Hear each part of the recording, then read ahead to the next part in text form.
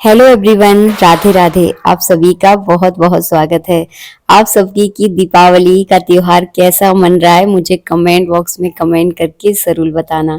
तो दीपावली पर लक्ष्मी पूजन किस प्रकार किया जाता है इस वीडियो में मैं आप सबके साथ शेयर करने वाली हूँ। अगर आप बिल्कुल साधारण सिंपल तौर से पूजा करना चाहते हैं और चाहते हैं कि हमारी पूरी विधि विधान भी हो जाए तो इस वीडियो को आप ध्यान से देखिएगा। मैं बहुत सरल तरीका आप लोगों के लिए लेकर आई हूँ। मैंने यहाँ पे एक पटा बिछाया है और पटे के ऊपर मैंने लाल कपड़ा बिछाया है। उसके बाद पटे पे इतनी ज़्यादा जगह है नहीं तो मैंने नीचे ही जो है ना चावलों के आसन के ऊपर घी का दीपक जला लिया है। लक्ष्मी जी को अंधकार में विराजमान नहीं किया जाता है तो सबसे पहले आपको पूजा में दीपक ही जलाना है।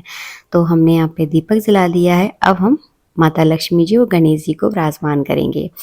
अगर आप तस्वीर लेकर आए हैं तो तस्वीर भी इस पूजा में विराजमान कर सकते हैं। अगर आपके पास मूर्ति है तो मूर्ति को भी आप विराजमान कर सकते हैं। मैंने यहाँ पे सबसे पहले माता लक्ष्मी जी की तस्वीर को विराजमान करूंगी। तो ये रही माता लक्ष्मी जी की तस्वीर। इस तरह का कैलेंडर भी आता है, आप उसे भी लगा सकते हैं अगर आपके पास है तो। अब करेंगे हम कलश स्थापना। तो कलश पर अगर आप लक्ष्मी जी गणेश जी का पूजन करते हैं तो भगवान विष्णु को आपको अलग से विराजमान करने की आवश्यकता नहीं है, क्योंकि हमारे कलश में ही सभी देवी देवताओं का स्थान होता है। तो मैंने एक कलश ले लिया है। कलश स्थापना तो आप सबको आती होगी कि किस तरह से की जाती है। कलश के नीचे आप अष्टदल कमल जरूर ध्यान से बना लेना, वो मैंने इस वीडियो में बना के नहीं दिखाया है। तो अष्टदल कमल बना लें और यहाँ पे जो है ना लक्ष्मी जी गणेश जी को इस तरह से आप विराजमान कर लें। अगर भगवान की मूर्ति थोड़ी सी बड़ी है तो बड़ी प्लेट ले लें। हमारी तो बहुत छोटी सी थी ना तो हमने छोटी प्लेट पर यहाँ पर विराजमान कर लिया है। इसके बाद बनाने हैं आपको चरण। तो चरण हमेशा कुमकुम से बनते हैं, लेकिन मैं तो यहाँ पर आपको वीडियो बनाकर दिखा रही हूँ। तो मैंने जो बाजार से चरण मिलते हैं ना वो यहाँ पे रख दिए हैं। आप कुमकुम से ज़रूर बनाइएगा। चलिए अब मैं आपको पूजा करना दिखाती हूँ कि पूजा आपको कैसे करनी है। तो सबसे पहले आपको क्या करना है, दीपक का पूजन करना है। तो एक फूल में चरब्रोली चावल लगाकर दीपक का पूजन कर दें। इसके बाद चावल और पुष्प लेकर मैंने गणेश जी का, माता लक्ष्मी जी का, कुबेर का, माता सरस्वती का, भगवान विष्णु का, सबका मैंने मन में ध्यान करते हुए पुष्प और चावल चढ़ा दिए हैं। इसके बाद जो है ना हम इस तरह से शुद्धि के लिए 4 बार जल चढ़ाएंगे, जैसे मैं वीडियो में आपको बता रही हूँ। पुष्प से चढ़ा सकते हैं, आप चाहें तो चम्मच घुमाकर भी आप 4 बार जल चढ़ा सकते हैं। इसके बाद कलावा रूपी वस्त्र अर्पित करा दूंगी। अगर आप भगवान के लिए वस्त्र लेकर आए हैं तो वस्त्र पहना दीजिए। उसके बाद मैं यहाँ पे कुमकुम लगा दूंगी। हल्दी और कुमकुम का तिलक जो है ना माता लक्ष्मी को लगता है, तो मैंने यहाँ पे हल्दी कुमकुम का इस तरह से चंदन से जो है ना तिलक कर दिया है। और इसके बाद जो है ना मैं चावल चढ़ा दूंगी। इसके बाद मैं गणेश जी को और कलश पर जनेऊ चढ़ाऊंगी। तो इस तरह से आप जनेऊ चढ़ा दें। माता लक्ष्मी के लिए जो आप सुहाग का सामान लेकर आए हैं जैसे चूड़ी, महावर, मेहंदी, वो उन्हें पहना दें। और एक अगर चौकी छोटी है तो आप साइड में भी रख सकते हैं। उसके बाद आप भोग लगा दें। तो मिठाई का, फल का माता लक्ष्मी को भोग लगाएंगे। माता लक्ष्मी को सीताफल बहुत प्रिय है, अगर आपको मिल जाए तो सीताफल का भोग आप ज़रूर लगाइएगा, बहुत ज़्यादा पसंद है उन्हें। इसके बाद जो है ना हम यहाँ पे धनिया चढ़ा देंगे। पूजा में धनिया चढ़ाना बहुत ज़्यादा आवश्यक होता है, तो आप एक कटोरी में लेके धनिया चढ़ा दें। भोग लगाने के बाद जल का आचमन करवा दें। इसके बाद हम खील बतासे चढ़ा देंगे।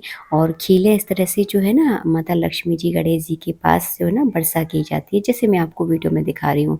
दोनों हाथों में खीले बतासे लेने और बीच में से जो है ना वर्षा करनी है, जैसे मैं आपको वीडियो में दिखा रही थी। उसके बाद पूजा में रही गलती जो भी हमसे भूल चूक हो जाती है उसके लिए माता लक्ष्मी जी से जो है ना आप क्षमा याचना ज़रूर करें। अगर आपकी दुकान है, आप इस पूजा को दुकान में कर रहे हैं या आपका कोई बिजनेस है वहाँ पर कर रहे हैं, तो आपकी बही खाता की कॉपी या किताब जो भी है उसका पूजन आप ज़रूर करें। तो इस तरह से रोली, कुमकुम, हल्दी का तिलक जो है ना मैं यहाँ पे लगा दूंगी, स्वास्तिक बना दूंगी और चावल से चढ़ाकर, पुष्प चढ़ाकर जो है ना इस बही खाते का आपको पूजन ज़रूर करना है। आज के दिन नए नए बही खाते बनते हैं। इसके बाद जो पोटली का सामान होता है वो मैं अर्पित कर दूंगी। ये सारा सामान माता लक्ष्मी को बहुत ज़्यादा प्रिय है, तो सारा सामान आपको ज़रूर चढ़ाना है। इसके बाद जो है ना हम यहाँ पे गौ माता का पूजन करेंगे। अगर आपके दरवाजे पर रोज़ गौ माता आती हैं तो उनका आप साक्षात पूजन करें। अगर नहीं आते, आप फ्लैट वगैरह में रहते हैं, ऐसी जगह रहते हैं जहाँ गाय नहीं मिल पा रही हैं, तो आप इस तरह की गाय का पूजन ज़रूर करें। तो कुमकुम चंदन चावल से मैंने पूजन कर दिया है। इसके बाद जो है ना आपको इस तरह के वैसे तो 7 अनाज लिए जाते हैं। अगर अब देखिए आजकल खड़े अनाजों का ज़्यादातर लोग प्रयोग ही नहीं करते, सब लोग दरी मार्केट का बना हुआ अनाज लेकर आते हैं। तो आपके घर में जितने अनाज हैं, चाहे 4 हो, चाहे 5 हो, जितने भी अनाज हैं वो रख लीजिए और उनका जो है ना कुमकुम और चावल से जो है ना इस तरह से पूजन कर दें, ताकि आपका घर का भंडार जो है ना हमेशा भरा रहे। दरे हुए अनाज नहीं लेने, हमेशा खड़े अनाज लेने हैं पूजा में, जैसे गेहूँ है, राजमा, मूँग की खड़ी दाल, उड़द की खड़ी दाल, इस तरह की खड़ी वाली दाल लेनी है। यहाँ पर मैंने इत्र भी चढ़ा दिया है, क्योंकि पूजा में हम सब कुछ चढ़ाते हैं, लेकिन इत्र के बिना पूजा एकदम अधूरी लगती है। ये है माता रानी का अखंड दीपक। तो ये 4 मुखा दीपक होता है, बीच में इसमें कौड़ी डलती है और ये दीपक रात भर जलता है। तो अखंड दीपक माता रानी के सामने हमें ज़रूर जलाना चाहिए और इसी से जो है ना काजल पार के पूरे घर वालों की आँखों में लगाया जाता है। तो इसे आपको बीच में रखना है और उसके बाद जो है ना आपको 11, 21, 51 दीपक, जितनी आपकी श्रद्धा है उतने दीपक आपको जलाने हैं। सभी दीपकों का आपको पूजन करना है और अपने घर के हर एक कोने में इन दीपकों को रखना है। तो इस तरह से जो है ना दीपावली पर दीपदान किए जाते हैं। इस जैसे ही दीपदान हो जाए उसके बाद जो है ना आपको आरती करनी है। आरती प्रेम पूर्वक आप आरती करें अपने पूरे परिवार के साथ मिलकर और फिर जो है ना आरती करने के बाद जो है ना आपको जल का अर्घ देना है। कुछ लोग आरती नहीं करते हैं, जो लोग नहीं करते हैं वो नहीं करें और जो लोग करना चाहते हैं वो आरती कर सकते हैं। इसके बाद आज के दिन झाड़ू पूजन बहुत ज़रूरी है। दिवाली के दिन झाड़ू पूजन ज़रूर किया जाता है। तो आपको क्या करना है, सींक वाला झाड़ू या खजूर वाला झाड़ू, 2 में से आप कोई भी झाड़ू ले सकते हैं। वैसे पूजन के लिए जो सींक वाला झाड़ू होता है वो बहुत ज़रूरी होता है। और जो ये हमने पोटली का सामान आपको दिखाया है ना, इसकी पोटली बनती है जो पूजा के 1 आध घंटे के बाद आप बना सकते हैं, या पूजा जैसे ही आपकी पूरी हो जाए तब भी बना सकते हैं। इसके बाद जो है ना ये देखिए ये है सीख वाला झाड़ू, तो इसको माता लक्ष्मी के सामने रखना है। कुमकुम चावल से इसका पूजन करना है। इसके जो पकड़ने वाला भाग होता है ना उस पे कलावा बांधना है, कुछ मीठे का भोग लगा दें और इस तरह से आरती कर दें। तो दिवाली वाले दिन आप झाड़ू का पूजन ज़रूर करें। भले ही आपने धनतेरस के दिन किया हो, लेकिन दिवाली वाले दिन झाड़ू का पूजन माता लक्ष्मी के सामने आप ज़रूर करें।